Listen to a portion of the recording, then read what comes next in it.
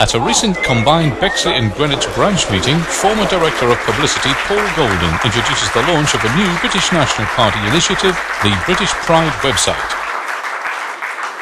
In the year 1879, a tiny handful of British troops took up position on a remote outpost in South Africa. This place has become famous to us, known as Rorke's Drift. 137 British troops. Now recently to this, the British Army, the British Empire, had suffered a defeat at the hands of the ferocious Zulu tribes in South Africa. And some of the troops at that battle retreated to Rorke's Drift. Now they knew that if they did not hold that mission post, that the entire British Empire campaign in South Africa was doomed. And then all of a sudden appeared the Zulus. Untold thousands of Zulus, endless hordes of them, against 137 brave British troops. Within all of us, there's a British spirit, and it was in those British soldiers at Rorke's Drift, and they stood their ground, and they declared that they would not retreat, that they would not surrender, that they would face these masses of Zulus with honour, and if necessary, they would die for their country. They held their ground and they did not give up and they did not give in. And after 24 hours of solid fighting, the Zulus retreated. Huge fields full of dead Zulus, all died at the hands of these brave, tiny handful of British troops.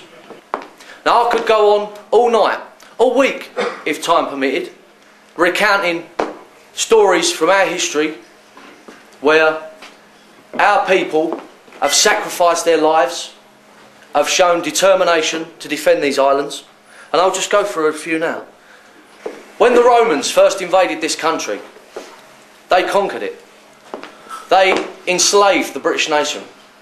Boudicca led the British tribes and they revolted against the Roman slavery. They fought with determination and they fought to the death to defend these islands that are our home. And they came within a whisker of actually dislodging the Romans. It was almost a success. It was only the fact that they was fighting the mighty Romans themselves. 100,000 brave British souls on that battlefield, on the Battle of Watling Street, perished defending these islands. And then centuries later, we have England suffering from a terrible onslaught of Viking attacks. Vikings were coming in wave after wave, and Anglo-Saxon England was crumbling. But one of the kings of one of the kingdoms, one of the last Anglo-Saxon kingdoms to survive these Viking onslaughts, met the Vikings in battle. And he was defeated. And he was defeated so decisively that he had to flee through a swamp and take refuge in a peasant woman's house. And sat there, sunk in demoralisation, fearing that Anglo-Saxon England was finally at an end, that his country was now under foreign domination. The peasant woman asked him to keep an eye on some cakes she was cooking, and sat there sunk in demoralisation. He allowed them cakes that she'd put all her heart and soul in, all her effort to get those cakes, ready for her family. He allowed them to burn, and she gave him a telling off. And he jumped up and said, "No, I must apologise to you." She realised then he was the king. He was the king of the Anglo-Saxon kingdom of Wessex.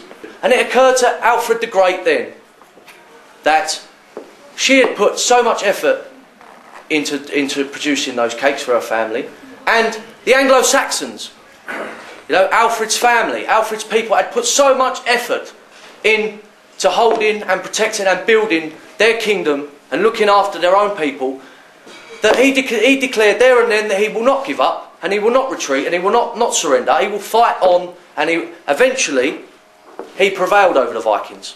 He met them in battle again and he managed to prevail over them. And then centuries later, almost 1,000 years later, Queen Elizabeth I At that time, England, a Protestant nation, a new Protestant nation, faced a mortal threat. Our very survival as a nation was under threat. And Elizabeth knew this. The Catholic King of Spain, the most powerful king in the whole world, had declared a crusade against England, and he assembled the most mighty invasion force ever assembled up to that point, the Spanish Armada. Elizabeth rallied, Elizabeth was a very frail woman, but she had the heart, that British spirit I was talking about earlier. And that tiny English navy managed to defeat the Spanish Armada. We have a great and immense history in this country, unequalled anywhere in the world. But, as Winston Churchill said, a people that has forgotten its own past, its own history, has got no future. In modern Britain, as we all know, the establishment is doing their very best to root out British history, British culture, British traditions, our native way of life. They're doing their very best to rob our people of any sense of national identity, any sense of national pride. And because it's these things which bind us together as a nation, which hold us together, a shared history, a shared way of life, these are the things that make us British. Now, the BNP is doing immensely well, building a nationwide political machine to win power in this country. We're making enormous progress, winning elections. But we do have other responsibilities. We have a responsibility to keep our culture alive, to keep our history alive, and to keep our heritage alive, and to hand it down to our children. Because at the end of the day, if we're not going to keep our heritage alive, then no one will. That is why I'm pleased to announce the formation of British Pride, which is the BNP's new historical and cultural initiative.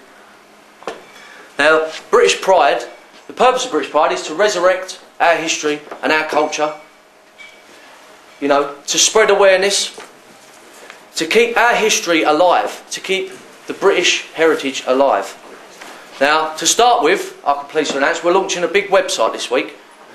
It's just almost finished. On this website, we're going to have the history of Britain from Stonehenge to the present day. We've got simple things like the history of our flag, of the Union Jack.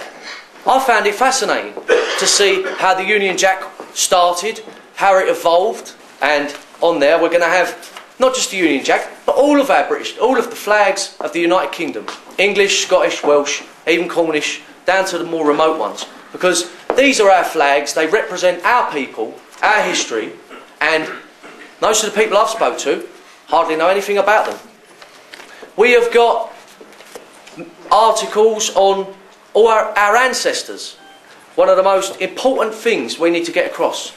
At least 2/3 of the people in this country are directly and biologically identical and related to the very first settlers in these islands at the end of the last ice age.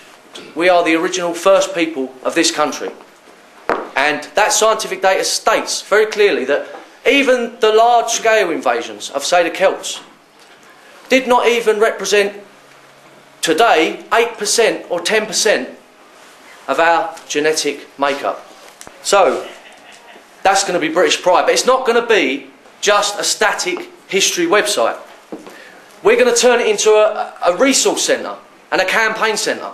It's going to have leaflets, it's going to have guides, it's going to have templates, it's going to have everything up. It's going to have a PDF guide of how to hold or organise your own St George's Day celebration. As we all know, British history is no longer taught in schools.